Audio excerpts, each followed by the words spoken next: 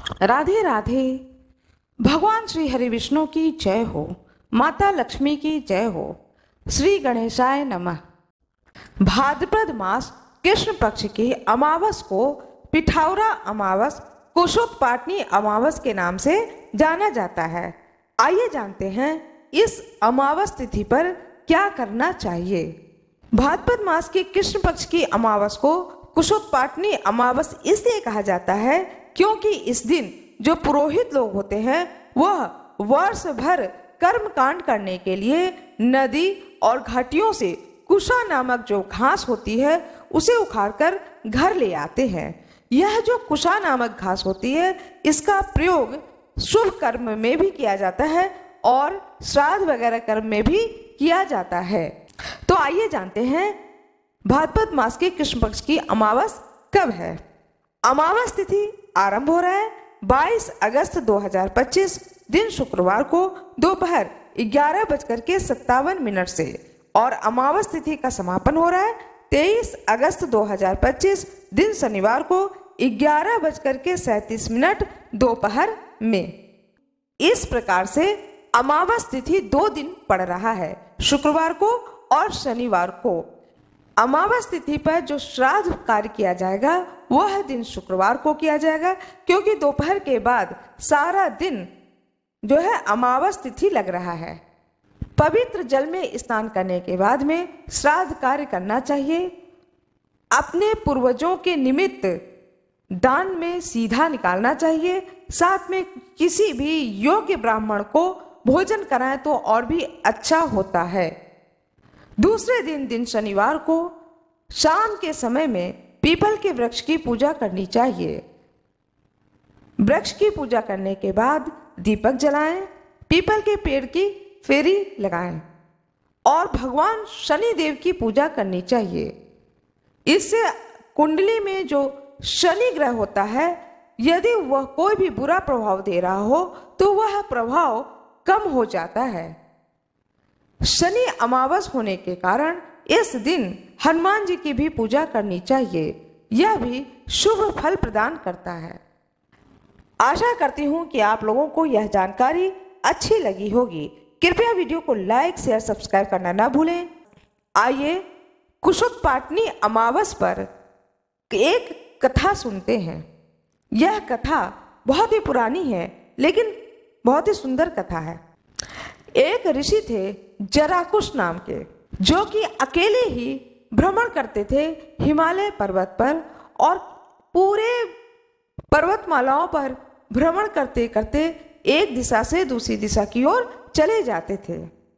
एक बार ऐसा होता है कि वह हिमालय पर्वत से होते हुए मनसा देवी पर्वत की ओर आ रहे थे। रास्ते में अंधेरा हो जाता है तो वह सोचते हैं कि रात में चलने से अच्छा है कि इसी स्थान पर कहीं भी रुकने की व्यवस्था करी जाए। कोई गुफा देखते हैं जहां पर कि रात को व्यतीत किया जाए। ऐसा सोच करके वह उसी स्थान पर इधर उधर देखने लगते हैं कि मैं किस जगह पर रुक सकता हूं। तभी उनकी नजर पड़ती है कि एक पेड़ पर कुछ लोग उल्टे लटके हुए हैं। वह देखते हैं कि जो लोग लटके हैं उनके पैर ऊपर हैं, पेड़ों से बंधे हुए हैं और सिर जो है वह नीचे है और नीचे जहां सिर है वहां पर गड्ढे हैं। सिर उनके गड्ढे के अंदर जा रहा है। इस दृश्य को देखकर वह ऋषि चौंक जाते हैं और सोचने लगते हैं कि यह मैं क्या देख रहा हूं।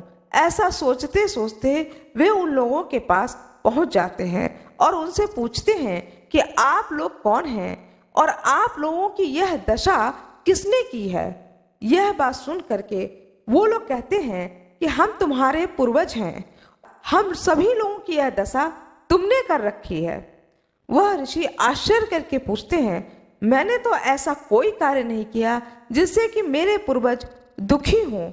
तब वो बोलते हैं कि हे पुत्र, तुमने विवाह नहीं किया और तुम हमारे कुल के अंतिम व्यक्ति हो जो हम लोगों को जल दोगे। अमावस तिथि पर जल दोगे या पितृ पक्ष में जल दोगे, तर्पण करोगे। इससे हम लोगों को बहुत सारे कष्टों से मुक्ति मिलती है, सुख की प्राप्ति होती है। किंतु तुमने विवाह ही नहीं किया और जब तुमने विवाह नहीं किया तो तुम्हारी कोई संतान ही नहीं होगी, और जब तुम्हारी कोई संतान ही नहीं होगी तो हम लोगों को अब कौन पानी देगा। ऐसा कह करके वे सारे पूर्वज रोने लगे। जब उनकी आंखों में आंसू देखा तो ऋषि ने कहा, आप लोग रोए न, कृपा करके मुझे कोई उपाय बताएं। ऋषि के पूर्वजों ने कहा कि उपाय तो है, लेकिन यह कार्य तुम्हें करना पड़ेगा। जब तुम इस कार्य को करोगे तो इससे हमारे कुल की रक्षा होगी, तुम्हारी भी रक्षा होगी। उनके पूर्वज कहते हैं, तब जराकुश नामक जो ऋषि थे वो पूछते हैं कि हे मेरे पूर्वज, मैं हाथ जोड़कर प्रार्थना करता हूँ, कृपया करके मुझे आप बताएं कि मुझे क्या करना चाहिए। तब उनके पूर्वजों ने कहा कि हे पुत्र, मनसा देवी पर्वत पर तुम्हारे ही नाम की जराकुश नाम की ही एक लड़की है, उस स्त्री से तुम विवाह करो, और विवाह करने के बाद में जो संतान होगी उस संतान का भरण पोषण करना।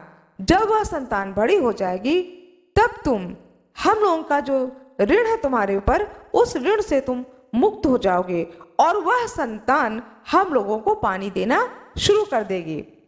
जब यह बात ऋषि सुनते हैं तो वो कहते हैं कि हे प्रभु, हे मेरे पूर्वज, आप सुनो, मैं अकेले अपना पेट इधर उधर कहीं भी भर लेता हूँ।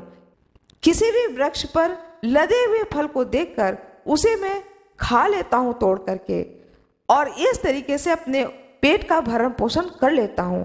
मुझ में इतनी शक्ति नहीं है कि मैं विवाह करूं और विवाह करने के बाद में किसी का भरण पोषण कर सकूं, उसके बाद संतान को मैं भरण पोषण करूं, उसका लालन पालन करूं।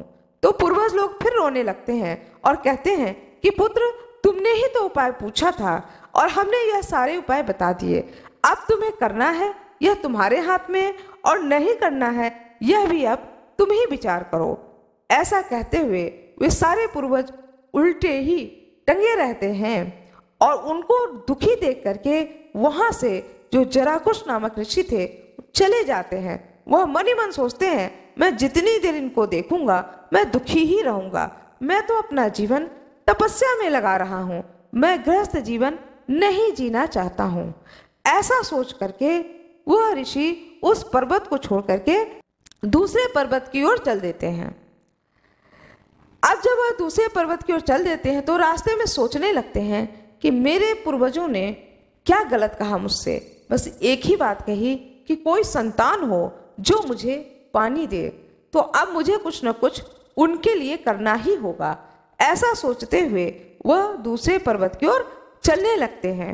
इधर क्या होता है कि एक नागराज होते हैं, नागराज की बहन का नाम जराकुश होता है, और नागराज को वहाँ के पंडितों ने, ब्राह्मणों ने बताया था कि आपकी बहन की शादी जराकुश नाम के ऋषि से होगा, अर्थात दोनों ही का नाम एक होगा, और इनकी जो संतानें होंगी वो संतानें अपने दोनों ही कुल को रक्षा प्रदान करेंगी। जो ऋषि होंगे उनके पूर्वजों के कुल की रक्षा करेंगी, और जो भी संतान होगी वह संतान अपने ननिहाल के भी पक्ष के कुल की रक्षा करेगी। इसलिए यदि कहीं भी सुनाई पड़ जाए कि जराकुश किसी से कह रहे हो कि कोई अपनी पुत्री दे दो, ऐसी कोई याचना धीरे से भी सुनाई पड़ जाए तो उस ऋषि से अपनी बहन का विवाह अवश्य ही कर देना, चाहे वह ऋषि रूप में हो, चाहे वह एक गृहस्थ जन के रूप में आए, चाहे वो जिस रूप में भी आए, लेकिन यदि उनका नाम जराकुश है तो उस ऋषि से आप अपनी बहन का विवाह अवश्य ही कर दीजिएगा। अपने कुल पुरोहित और सारे विद्वानों की बातों को सुनकर नागराज ने मन में विचार किया कि ये लोग तो विद्वान हैं, ज्ञानी हैं, यदि ये ऐसा कह रहे हैं तो मैं इनकी बात को अवश्य ही मानूंगा। इधर वह ऋषि चलते चलते जब मनसा देवी पर्वत पर पहुंचते हैं तो यहाँ सवेरा हो जाता है, और रास्ते भर वो एक ही चीज सोच रहे होते हैं कि कौन अपनी पुत्री मुझसे ब्याहेगा। फिर भी अपने कुल की रक्षा हेतु मैं एक बार प्रयास तो अवश्य ही करूंगा। ऐसा सोच करके जराकुश जो है वो ऋषि बहुत धीरे से, संकोच से मनसा देवी के आसपास जो जंगल थे उन जंगल में जा करके खड़े होकर के धीरे से कहते हैं, कोई अपनी पुत्री का विवाह मुझसे करेगा? मैं विवाह करना चाहता हूँ।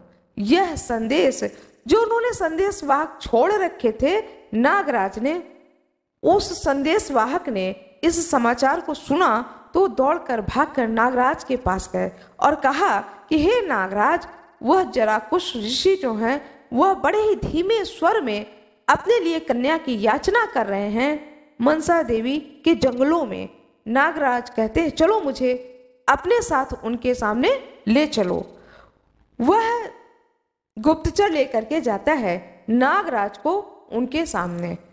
नागराज कहते हैं, हे ऋषिवर, आपने अभी इस जंगल में अपने विवाह हेतु कन्या की याचना करी है। ऋषिवर ने कहा, हाँ, मैंने याचना की है। याचना मैंने इसलिए की है कि कौन अपनी पुत्री का विवाह मुझ जैसे ऋषि से करेगा, जो कि एक जगह रहता ही नहीं है, जिसका कोई घर है ही नहीं। वह तो चलायमान है, मैं तो चलायमान हूँ, चलता ही रहता हूँ और किसी प्रकार से अपने उदर को भरता हूँ। तो फिर मैं किसी की पुत्री को कैसे घर गृहस्थी में रखूंगा? ऐसा सोच करके बड़े ही धीरे से मैं याचना भाव से मांग रहा हूँ। तब वह नागराज जी पूछते हैं कि जब आप रख नहीं सकते हैं तो फिर क्यों विवाह करना चाहते हैं? तब वह बताते हैं कि मेरे पूर्वज लोगों की आज्ञा है कि मैं विवाह करूं, इसलिए मैं याचना कर रहा हूं एक कन्या का। तब नागराज कहते हैं, मेरी बहन का नाम भी जराकुश है, क्या आप उससे विवाह करना चाहेंगे? बोले, हाँ, करना तो चाहूंगा, लेकिन मैं उसको अपने पास नहीं रख सकता। आपके पास तो महल है, आप अपने महल में कोई एक स्थान दीजिए जहां पर मैं अपनी पत्नी के साथ रह सकूं। तब वह नागराज कहते हैं कि जो आपकी संतान होगी उस संतान का भी मैं लालन पालन करूंगा, जिससे कि वह दोनों ही कुल का उद्धार कर सके। जराकुश ऋषि बहुत ही प्रसन्न हो जाते हैं और वो इस विवाह के लिए तैयार हो जाते हैं और इस प्रकार से महल में आते हैं। महल में आने के बाद में नागराज की बहन जराकुश और ऋषि जराकुश का विवाह होता है। विवाह होने के बाद में उन्हें एक अलग स्थान रहने के लिए दिया जाता है कि आप लोग यहाँ पर रहिए और आपकी जो भी संतान होगी उसका भी मैं लालन पालन करूँगा। इस सांत्वना को पाने के बाद में जराकुश आराम से उस महल में रहने लगते हैं। जब यह समाचार उनके पूर्वजों तक पहुँचती है तो वो पूर्वज आकर के आशीर्वाद देते हैं कि हे पुत्र, तुम्हारी एक अच्छी संतान हो और जो कि मुझे पानी दे, भोजन दे और हम पूर्वजों का ध्यान रखें।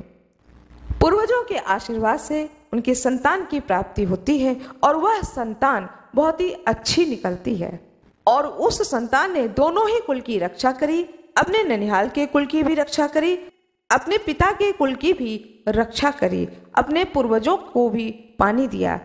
जिस प्रकार से पूर्वजों के आशीर्वाद से जराकुश नामक ऋषि का घर बसता है, उसी प्रकार से सभी के कुल के पूर्वज प्रसन्न हो और वह पृथ्वी लोक पर रहने वाले अपने परिवारजनों को आशीर्वाद दें।